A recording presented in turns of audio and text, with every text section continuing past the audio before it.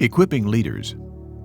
In preparing others for significant ministry roles, attention should be focused on key leaders who have the potential to emulate primary leaders. Here's Gene to explain. Now, in this particular illustration we're going to look at, Jesus is the primary leader. And those around him, particularly the apostles, are key leaders that he's equipping. But within those 12 men is one individual who he's really equipping for a very special role, and his name, of course, is Peter. And what happened here is that following the 5,000, feeding of the 5,000, besides the children and the women that were there, he made the disciples get into the boat that he came in on by themselves and to go ahead of him. And Jesus then went up the mountain to pray.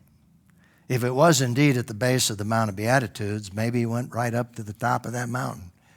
And that's maybe where he prayed. We don't know for sure. He could have just gone up part way, but he went alone to pray. And then a storm came up. And it drove this boat out into the about a mile. It says literally a mile from the land. And it's about 8 miles across at that point. So, they're going to go out and try to come back probably into Capernaum. But the winds and the waves are just driving them out, and they're rowing. And then Jesus comes to them walking on the water in the middle. It's 3 o'clock in the morning. And of course you can imagine, he looked like a ghost. Well, that's what we have here in Matthew chapter 14. Verses 14, 26 to 27. We read, when the disciples saw him walking on the sea, they were terrified. It's a ghost, they said. And they cried out in fear. And immediately, Jesus spoke to them. And he must have been shouting, in the midst of all that wind and the waves. Have courage, he shouted. It is I. Don't be afraid. Well, obviously, they were in a state of doubt, including Peter, who says in verse 28, Lord, if it's you, Peter answered him, command me to come to you on the water. Now, again, to recreate that, you'd have to be shouting at the top of your lungs. Jesus says, come. And climbing out of the boat, Peter started walking in the water and came towards Jesus. I just can't even imagine the experience. But when Peter saw the strength of the wind, he was afraid. And beginning to sink, he cried out, Lord, save me. And immediately Jesus reached out his hand, caught hold of him, and said to him, you of little faith, why did you doubt? See, Jesus is zeroing in on this man to teach him that he's going to be, as a spiritual leader, particularly of the apostles and in founding of the church, he's going to face a lot of storms, spiritually speaking. And so Jesus is developing his faith. He's talking to him. And it says, when they got into the boat, the wind ceased, and then those in the boat worshiped him and said, truly you are the Son of God. Now, the rest of those in the boat obviously probably were the other apostles. So Jesus often, when he would talk to one of them and teach one of them, like Peter, he's talking to all of them. And Jesus often taught that way. Now, in this case, we need to go back, I think, in the history of Peter to when he first met Jesus. And that probably was, we don't know, maybe a year before this event, maybe a year and a half, I don't know. But you remember his first encounter happened in Jerusalem. He had never met Jesus before, and his brother Andrew was following John the Baptist. He probably took a leave from the fishing business and went up to Jerusalem and got involved in what Peter probably thought was a cult, because that's how the Jews thought about John the Baptist. And the Pharisees were all against him. And Peter may have gone on to check on him, because that's 100 miles from where they lived. And so Peter's there near Jerusalem. And we read, Andrew, Simon Peter's brother, was one of the two who heard John, that is, the Baptist, and followed him. Andrew was a disciple of John the Baptist. And then it says, he first found his own brother Simon and told him, we have found the Messiah, which means anointed one, and he brought Simon to Jesus. Now, it's interesting that Simon had never met him before. Andrew was there. They were 100 miles from their hometown.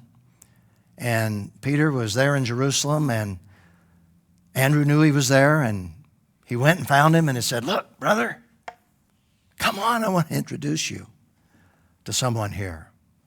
And so when Jesus saw him, that is Peter, he said, you are Simon, son of John. Okay. Andrew must have told him who I am. And then Jesus said, you will be called Cephas. In Aramaic, that means rock. In Greek, Petros means Peter. And here out on the sea, Jesus, in a sense, is saying with this illustration, Peter, where's my rock? You've got to become the rock. You've got to believe. He's teaching him. And as I said, as he is actually teaching him, he's teaching the others. Now, Jesus' methodology here is quite amazing, because what we see, and I call this Jesus' equipping strategy. We've seen that he ministered to the multitudes, people who followed him, people who listened to him. He fed the multitudes, multiplied the loaves and the fish. And he taught them. But who's listening in? Those who are called disciples. Now, this was a larger group who said that they wanted to follow him. They wanted to hear him teach. They were not just interested in their physical needs, they were interested in spiritual things. And so Jesus would frequently turn from the multitudes and talk to the disciples. Sometimes the multitudes listened in as he had this small little group.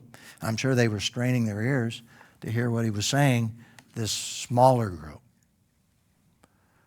And then within the disciples, the larger group, were other 12 men. And whatever Jesus taught the larger group of disciples, the apostles heard it. But then he would turn to them and teach them and say, and they ask him questions. Jesus, we heard you say this to the disciples. What do you mean by that? And so he zeroed in and he taught them. It's amazing methodology, isn't it? But within the apostles, there was the inner circle. There was Peter, James, and John, and sometimes Andrew. Though Andrew was more on the periphery of that relationship, Jesus would take Peter, James, and John aside and teach them. And sometimes he actually excluded the other ones. And I'm sure these guys went back and say, hey, you'll never believe what Jesus said to us.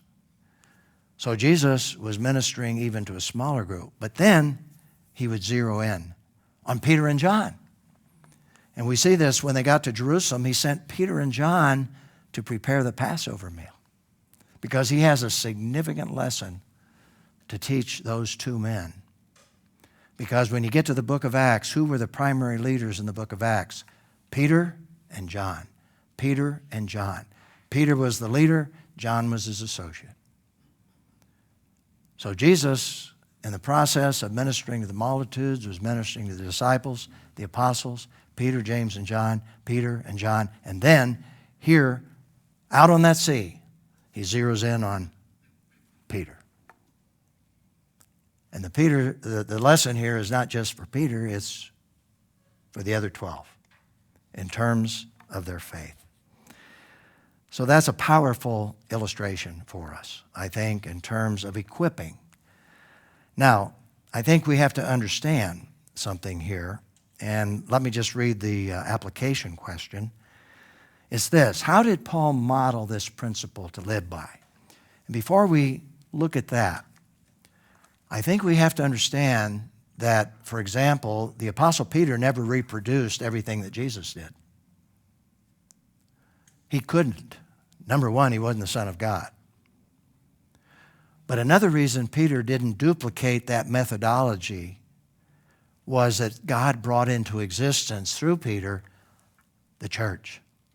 And when the church came into existence, this is a new model for discipleship. And it relates to what Paul wrote to us about the body of Christ, where he said in Ephesians 4 that Jesus has given apostles, prophets, evangelists, pastors, and teachers to what? Equip the saints, all of us, to do the work of the ministry. And later on, he says, the body of Christ will build itself up in love when every part does its work. Think about that. The church in itself, as we all function together, is a discipling organism, as it were, to build others up in the faith. Now, that doesn't mean that aspects of what Jesus did with Peter and John and others isn't applicable in certain situations, because Paul models that. And we read about it when he wrote to Timothy, his last letter to Timothy. And he said, "And what you have heard from me in the presence of many witnesses, Timothy, commit to faithful men who will be able to teach others also." It's interesting that even Paul did not duplicate Jesus' methodology totally, but he had elements of that in principle. He had elements of that, particularly with a man like Timothy. That was his focus on those missionary journeys, was to prepare Timothy.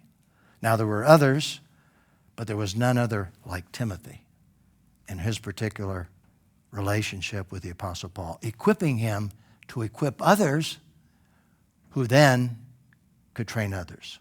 So we have here a very interesting model, and let me just restate the principle that comes from Jesus, but also comes from Paul, which comes from the concept of the body of Jesus Christ. In preparing others for significant ministry roles, attention should be focused on key leaders, yes, who have the potential to emulate primary leaders. In our culture today, within our churches, we'd say the primary leader, the primary lead pastor, should focus attention on equipping other key leaders.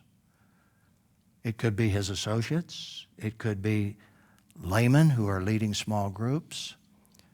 But to equip them to equip others. And that's a wonderful principle that's illustrated here throughout the New Testament.